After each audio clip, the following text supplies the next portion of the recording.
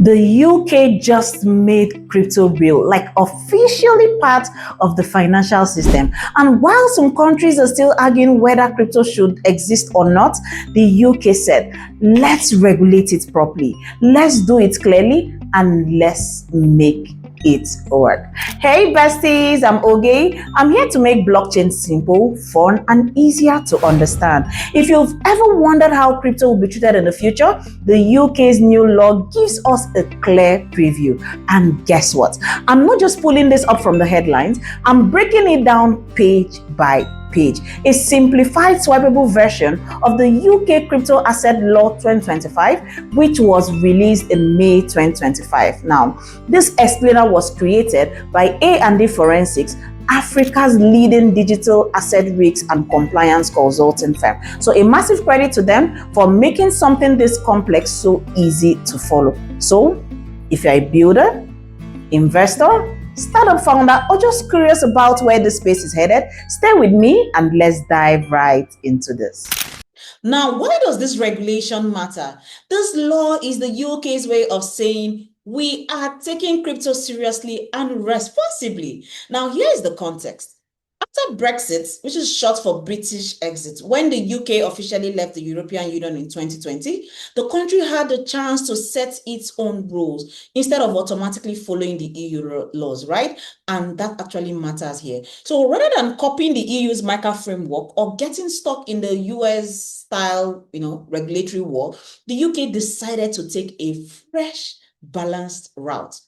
Now, the goal is not just to fight crime. Is to create structure, what's allowed, who needs permission, and how crypto fits into the larger financial system. This is also a direct response to the FTX style collapse, right? Remember FTX, right? Which is one of the biggest crypto exchange in the world that collapsed. Billions of dollars disappeared. Users couldn't withdraw their money. There were no proper checks, no strong regulation, no accountability, until it was too late. So UK is saying never again. It's never going to happen again. They want to prevent chaos before it starts.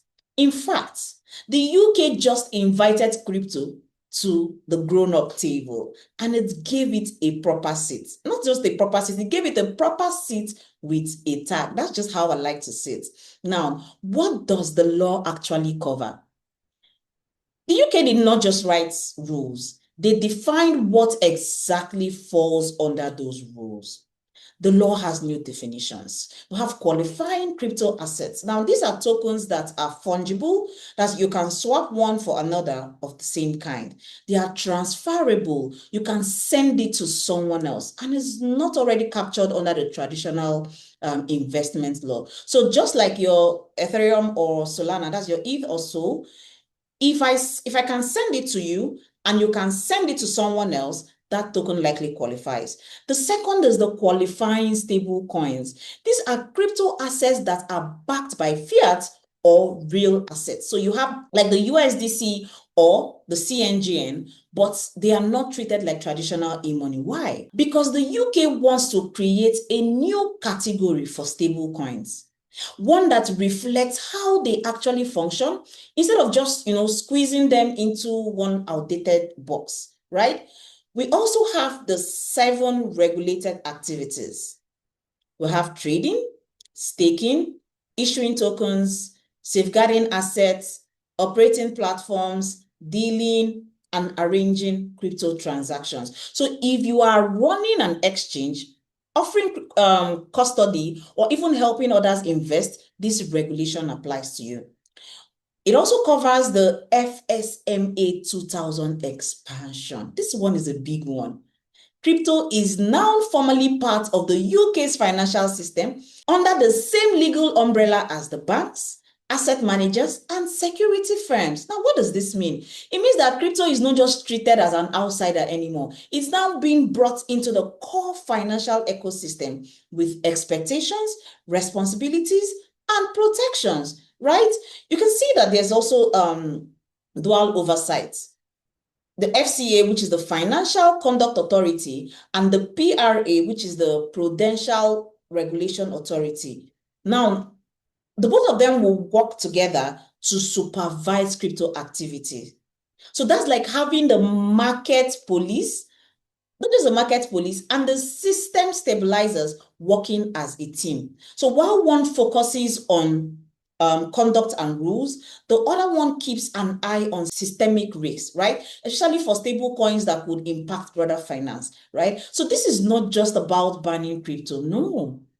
It's about bringing clarity, because the UK is saying, here's what qualifies, here's what needs a license, and here is who we are watching, right? So now, let's pause for a moment and ask, how does the UK approach compare to what other big players are doing? How does it compare? Because this UK model is different.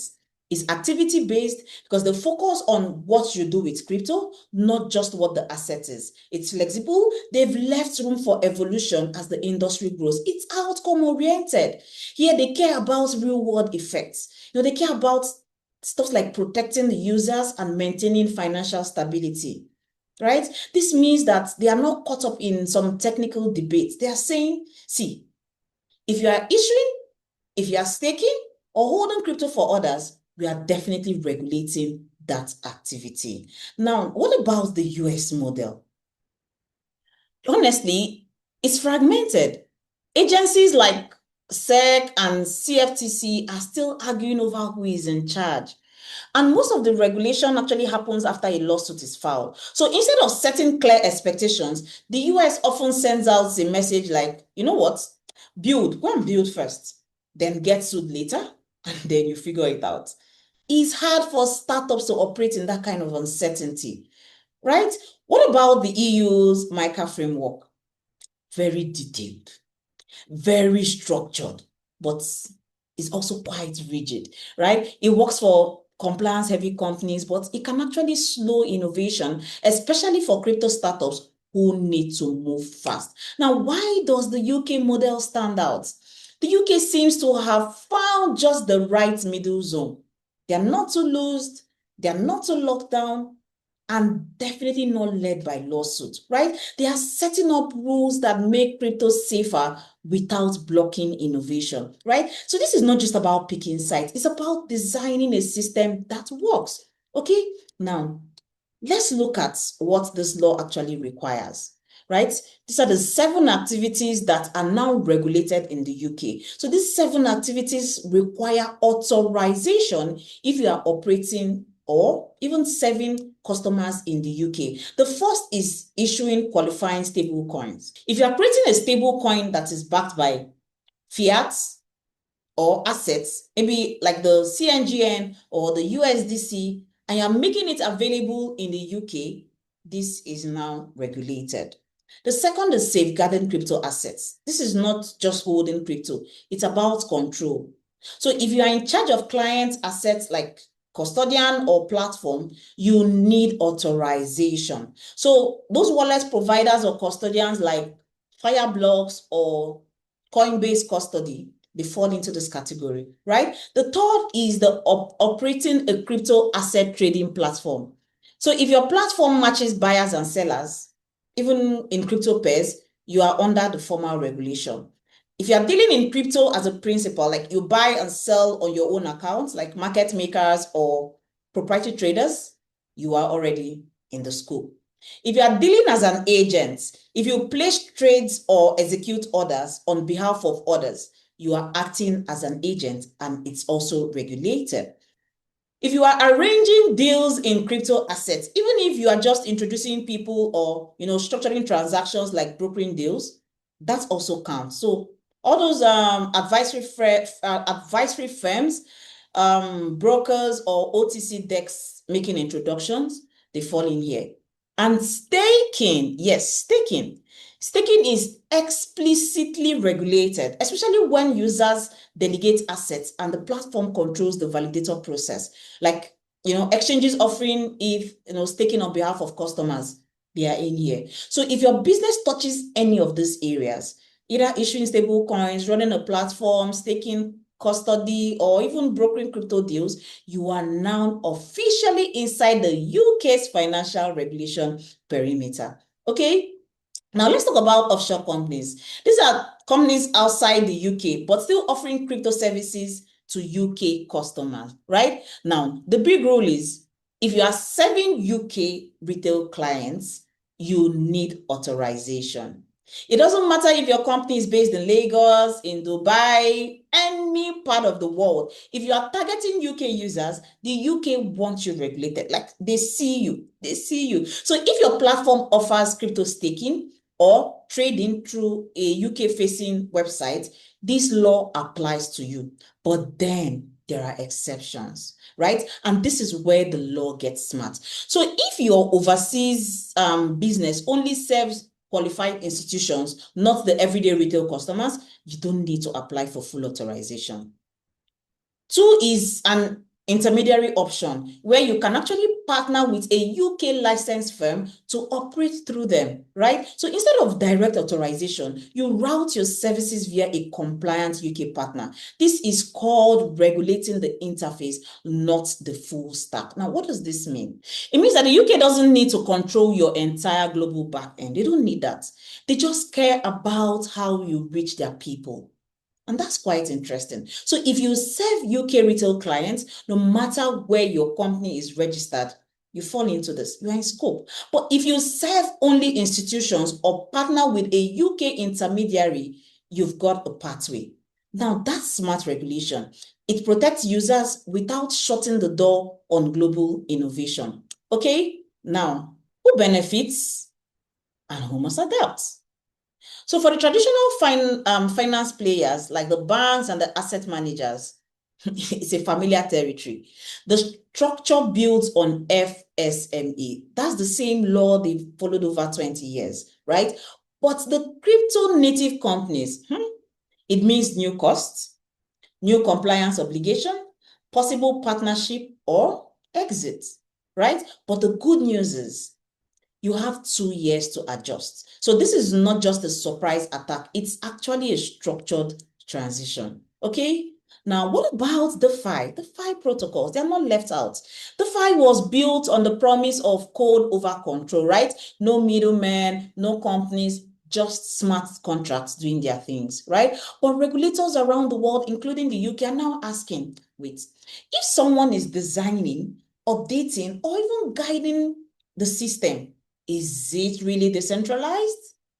This is the big question, and the UK is drawing a line, right? What does the law say? It says that if your protocol is fully decentralized, you don't have admin keys, no governance council, no team that can pause or upgrade it, you might fall outside regulation, right? But if your team still has governance control, maybe via tokens or multi-sig, or manages the interface, or can even shut it down or update it at will, then the UK sees you as a regulated service provider. So if you run a DAO that manages a lending protocol, even though it's branded as DeFi, if your core team still votes on upgrades or you have admin access to contracts, you are in. And yes, staking via DeFi is also still regulated because the law targets control and custody, not just branding. Okay, now why does this matter? This matters globally, and this matters because DeFi has been in a gray zone. In 2022 and 2023, some platforms branded as decentralized and they collapsed because just a few insiders had real power. So regulators stopped taking, we are DeFi. They'll stop taking it as an excuse. The UK is one of the first to say, see, we'll look at what's actually happening, not what you call yourself. Now, that's actually a shift. So if your DeFi app is really code only and no one is in charge, then you might be safe. But if you still have admin powers or centralized governance, you are now in the regulatory spotlight. So this will shape how DAOs, liquidity pools, and staking platforms are structured. Okay, so how exactly will this be enforced? Now, there are 3 things to know. There's a phased rollout, so the law won't actually hit everyone at once. You have 2 years to comply, and the FCA and the PRA already have powers to start drafting real-world rules. So you don't just wake up tomorrow and then you see that you are shut down. No. But if you don't prepare, you'll definitely be left out. Okay, so the UK calls this a regulatory Goldilocks zone. Not too strict, not too loose. It's structured just enough to protect users and guide the market without stifling innovation, right? And that's exactly the kind of balance countries like Nigeria need right now. Now, let me bring this home for my people. Nigeria has one of the highest crypto usage rates in the world. But what about our laws? They're still playing catch up. This UK model shows that it's possible to actually protect users, regulate based on, what you do and not just what the asset is, and also give builders a chance to adjust. No, I'm not saying we need to copy the UK. No, we don't need to copy the UK. No, but we absolutely need to act. Our users deserve clarity. Our builders need structure. Okay, now, if all of this feels like a lot to take in, you are not alone. But the good news is you don't have to figure this out on your own. This breakdown was made possible by A&D Forensics. They don't just talk about compliance, they live it. Across Africa, they've helped regulators, startups, and the banks make sense of crypto policies. So if you are a startup founder, a lawyer, a platform operator, or someone helping build in this space, and you want to make sure your business is ready for the UK's new rules, you can reach out to A&D Forensics. They know how to help you think clearly. They know how to help you act confidently and also stay compliant. Okay? If you can't reach out to them, you can reach out to me and I'll point you in the right direction. Okay? Now, here's the truth. If you are building in this space or advising people who are, or even just watching the headlines trying to make sense of it all, this regulation matters. The UK did not regulate crypto to shut it down. They regulated it to make it work for builders, for users, or for the future of finance. So let's stop guessing. Let's build with clarity. Okay? So a huge shout out again to A&D Forensics for this swipeable summary of the law. I've linked the full document in the description below along with the actual UK regulation. Okay? So drop a comment if this helped. Subscribe for more breakdowns like this. And if you want to talk through how this affects your project or jurisdiction, you can reach out. That's what we are here for. Okay? Now I'll see you on the next one. Bye.